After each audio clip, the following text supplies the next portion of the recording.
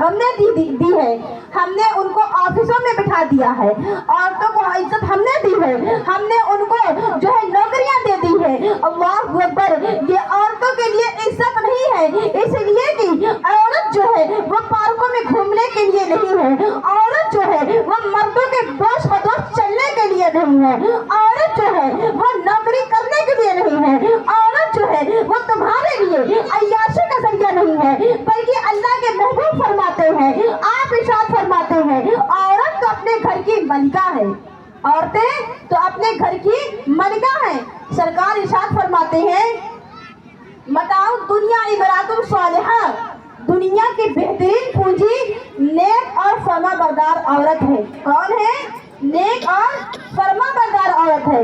مگر اسی ہندوستان کی سرزمین میں دیکھیے، جہاں پر ہم اور آپ آباد ہیں، اس کی تاریخ اٹھا کر دیکھ لیجئے، راجستھان شہر میں، ادے پور شہر میں آج بھی ستی ہونے والی بچیوں کا ستی استھل موجود ہے۔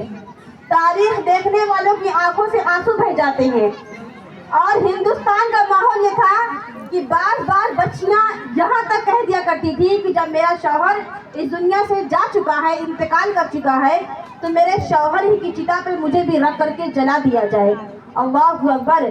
مگر سرکار جب تشریف لے کر کے آتے ہیں تو کیسی عزت مذہب اسلام نے عطا فرمائی ہے، کتنا وقار مذہب اسلام بچیوں کو عطا فرمایا ہے۔ میرے آقا بیٹھے ہوئے ہیں، صحابہ کی انجمن لگی ہوئی ہے، اللہ کے محبوب کی بارگاہ میں صحابی رسول حاضر ہوتے ہیں اور عرض کرتے ہیں، کہتے ہیں، یا رسول اللہ، یا رسول اللہ، یہ یتیمہ بچی ہے، نہ اس کا کوئی باپ ہے، نہ اس کی کوئی ماں ہے، یا رسول اللہ، اس کو میں کس کی پرورش میں دوں؟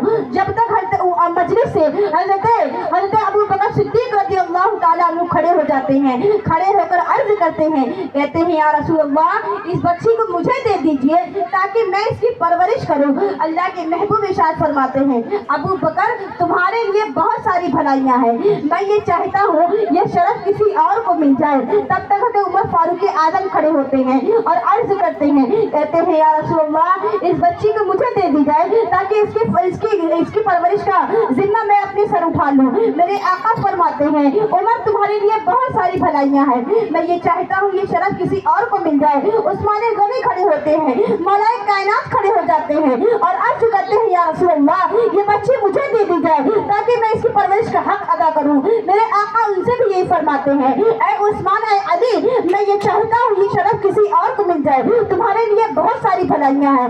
تب تک مجلس سے ایک صحابی رسول روتے ہوئے عرض کرتے ہیں، کہتے ہیں، یا رسول اللہ، زمانے جاہلیت میں نے اپنے ان ہاتھوں سے نہ جانے کتنا بچیوں کو زندہ درگور کر دیا ہے، یا رسول اللہ، یہ بچی مجھے دے دی جائے تاکہ میں اس